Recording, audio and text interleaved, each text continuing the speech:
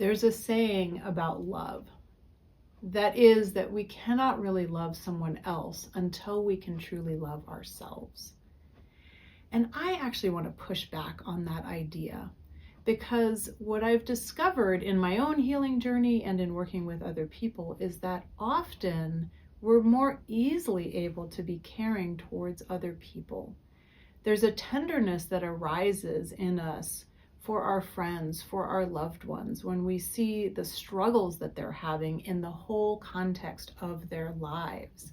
And so with that, sometimes if we put the lens of friend on ourselves, that's the pathway towards being more self-caring.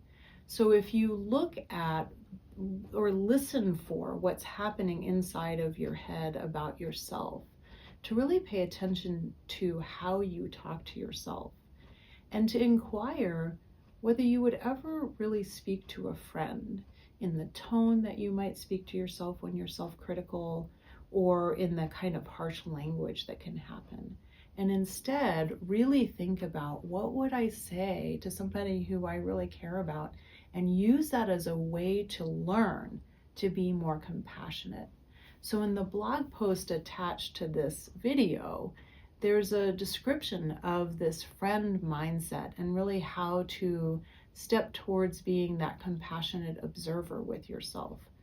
And, in terms of criticism, there really is this sense that certainly we're not perfect and we want to be able to be accountable with ourselves. But what is it like to have a kind accountability, a softness with ourselves in the way that we would talk with a friend?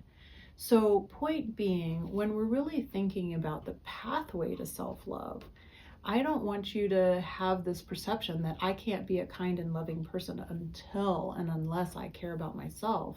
It's really friendship with other people. It's the way that we care for our beloveds that can show us the tone, the kindness, the contextualization, where we can also learn to be compassionate with ourselves. Something to think about.